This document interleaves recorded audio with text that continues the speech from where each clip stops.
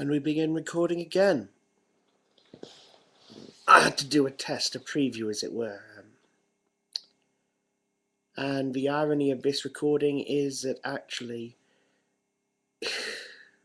I've still got 2 more long series of recordings I've done on iMovie that are going to come before it, chronologically, but after it in order that I put them on YouTube. So try not to get confused. I just had something on my mind and I guess I needed to spill my guts. There have been developments. I would have spoken in my previous videos about a young woman who attached ourselves for a very short period of time to our little group of boys.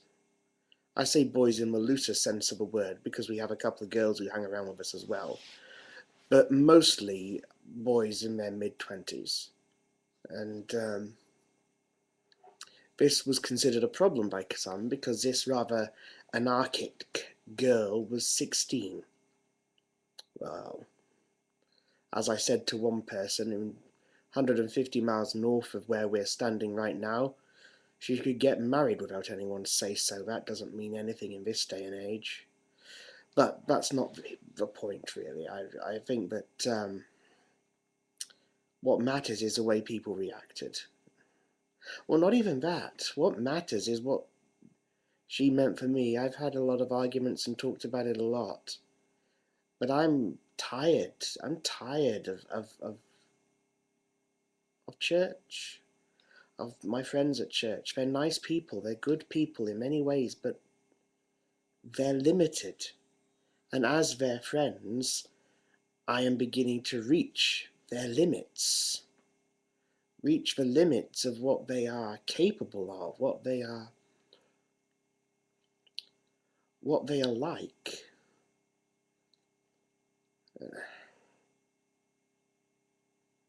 Like our friendship is coming to some kind of natural termination. Or not termination, stagnation. To coin a biology metaphor, we've reached the Hayflick's limit of this friendship.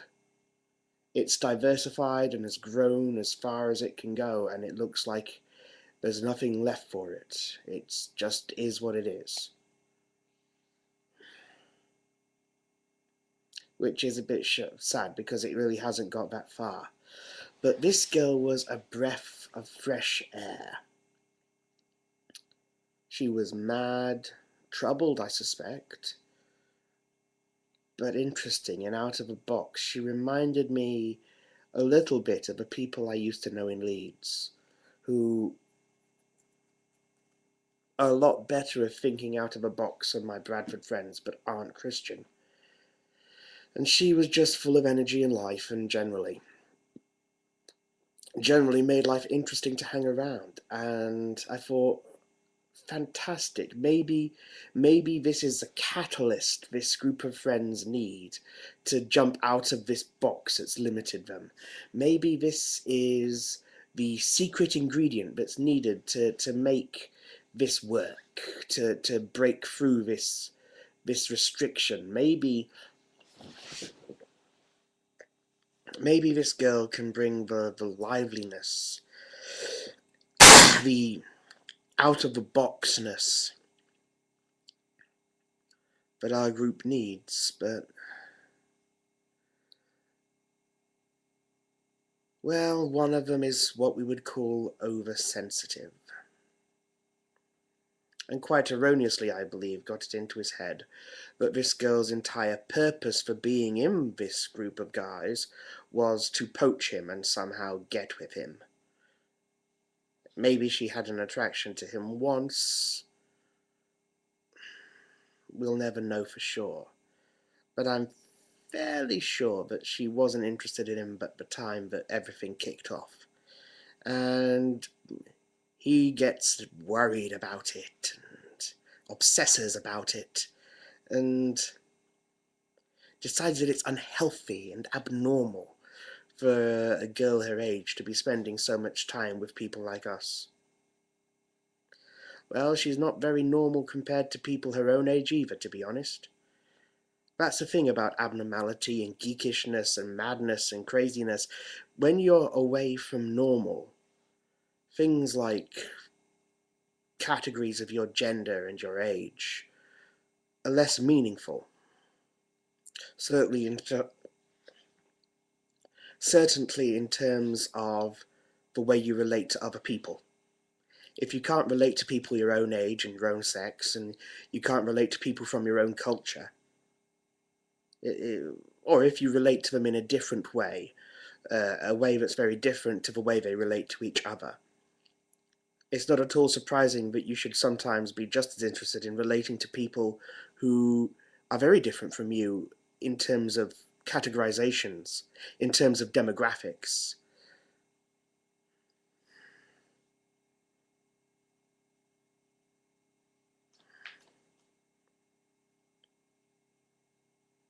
Anyway, I had a sense of goodness that this girl was bringing something good into our group, something that was missing, something that they don't recognize that they need, but that I need to be there.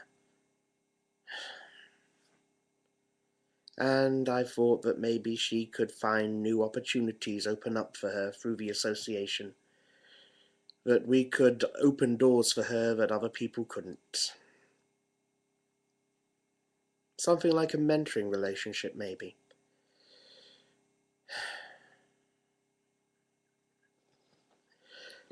But it did not work that way. So he got it into his head that she was poaching him, that she wanted to get nasty with him or something like this. And being the wonderful firecracker she is, she provoked it. She said, "Oh, stuff that. If it's some sort of latent sexual tension, I'll just show him my boobs, and he can get it out of his system." Which actually made him react. Not that she did show him. Let me make it clear: she did not show him her boobs. Um, but saying things like that just put him in more of a panic. And before we know it, he's going to the youth leaders of this little church, not very little, and saying, "Oh, I'm uncomfortable about this," and blah blah blah, and who knows what exactly how exactly he phrased his concerns.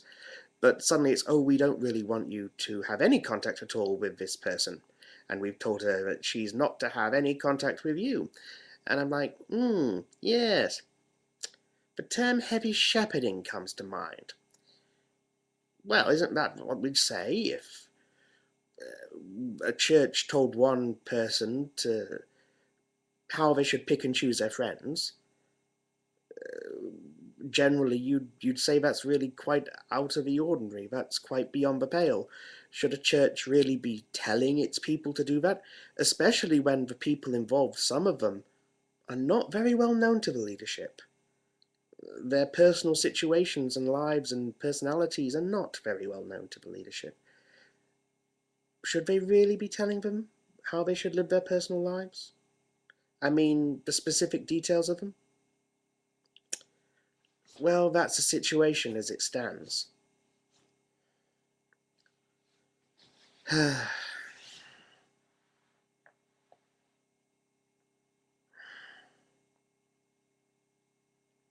But I don't know, it just feels like options and possibilities are closing up, and I've made my displeasure felt.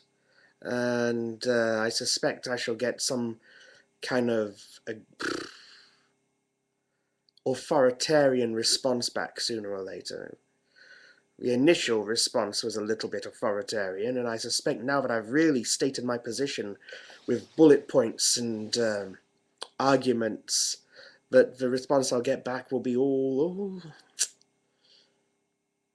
you're defying the order." Well, maybe this draws a line under things. I've been feeling like a fish out of water at my local church for a while. Well, it's not very that local to me, it's the other side of the city. But I've been feeling like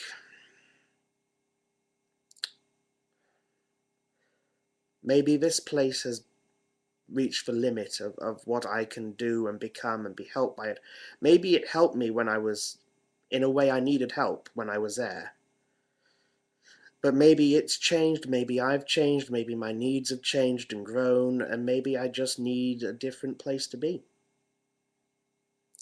Sad though it is, maybe it is better in time to have a parting of the ways and start looking for a church that embraces weirdness more, if there is such a thing. I am weird. I'm weird for Jesus.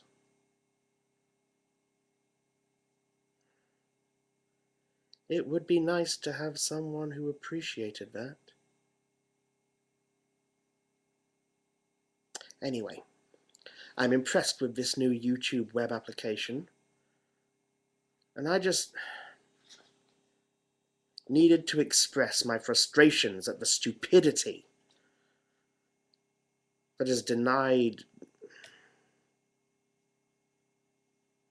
me fun times, denied me something that was missing in my life that may, I don't know, but may have denied this girl options that would have really allowed her to advance and gone places that maybe she couldn't have gone otherwise.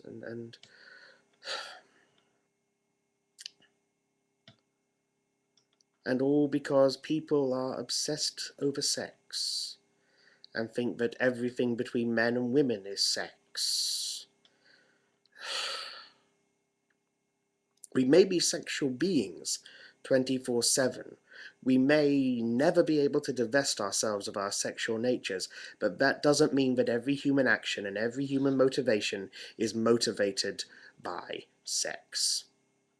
And it certainly doesn't mean that every time a man and a woman get together to do something, that it's all about sex.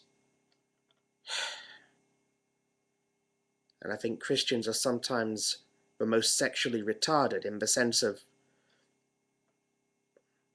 having immature views about sex being everything and sex being... But some of the most obsessive people about sex are Christians. Some of the